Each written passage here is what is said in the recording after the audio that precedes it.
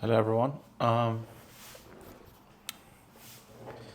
So this is day, I don't know what day it is, day 22, day 23, day 25. Doesn't matter. Today I want to talk to you about very interesting topic, a topic that I've done a lot of research on it for the past 10, 15 years. And it's related to my neurodivergence and the fact that I have ADHD.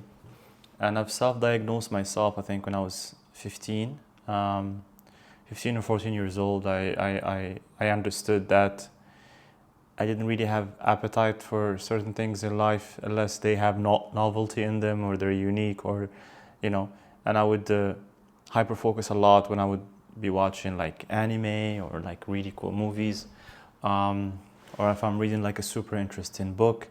It needed to be unique in a sense, which elevated my taste in a lot of things in life, which is a great thing. But at the same time, once I had to do things that I didn't like or consume things that I didn't enjoy, it became a real problem.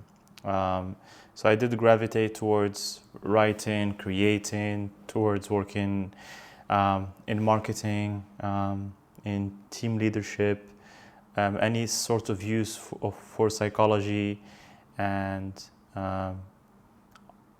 observing other people, because I found a lot of pleasure in trying to understand myself. And by understanding myself and diagnosing myself all the time and being very mindful of what I say, what I do, I developed a knack for being able to observe others. It's not in a bad way or anything like that, but it's very interesting. You notice like the shoulder shrugs. You notice someone avoiding eye contact, their little tells, what they do, scratching their nose for no reason. All these little things that if you know, you know.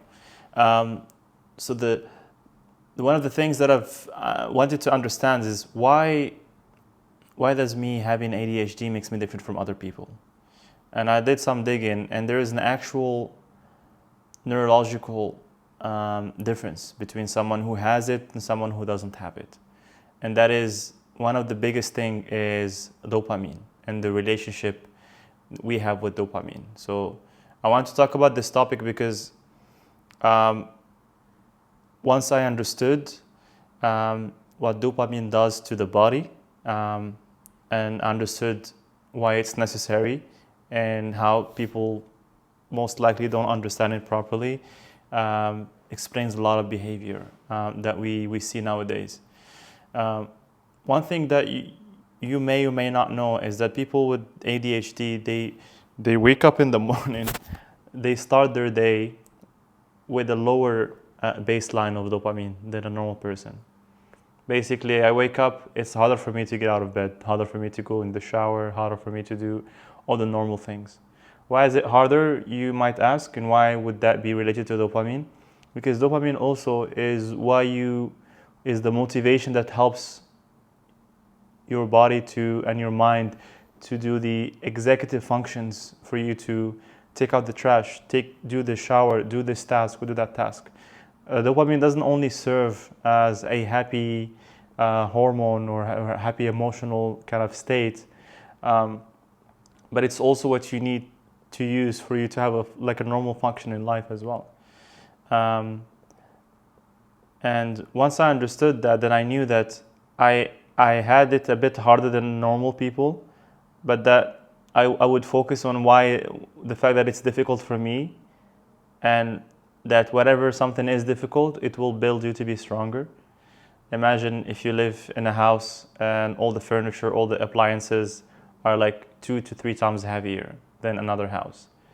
Of course, it's hard to drink water, walk, do anything in the house, but with time, you become a lot stronger just by adapting to your environment, nothing really else. And once I understood that, I started to look for what are the best ways to get dopamine that will sustain you throughout the day, and like a better quality of it.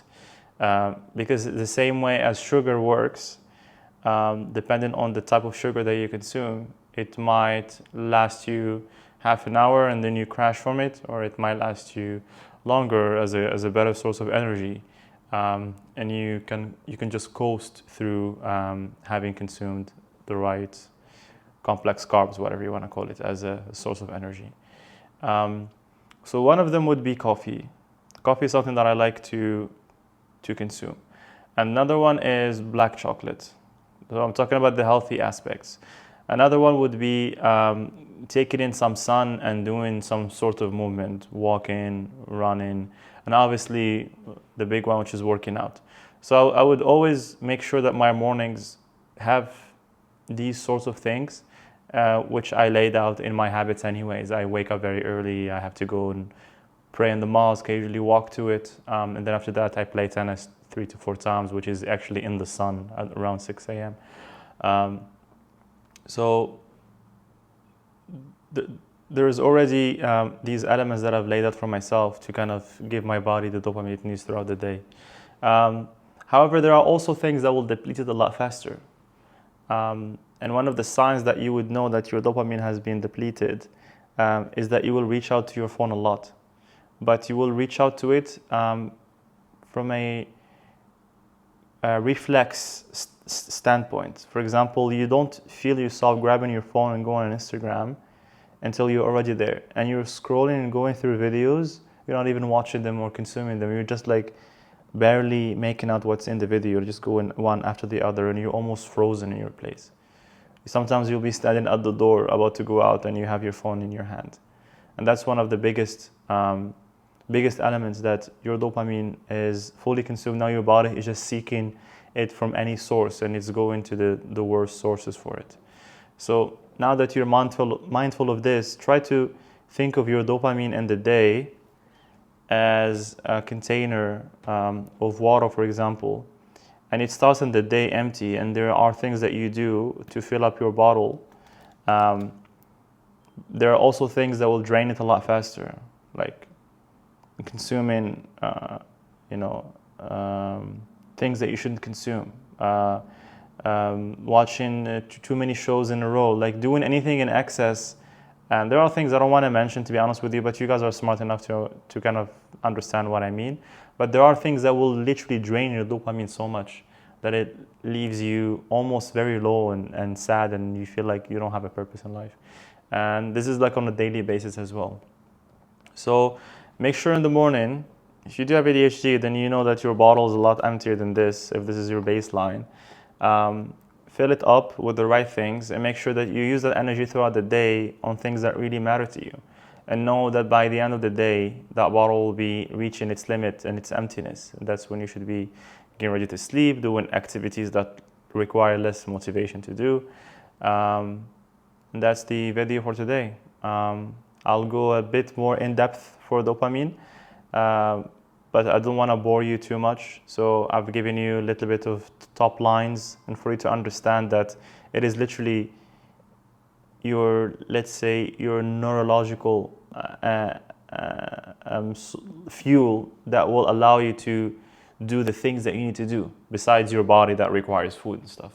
So think of it this way, the food that you intake and the things that you do, you have to fuel your body and your mind for you to have like a more balanced day.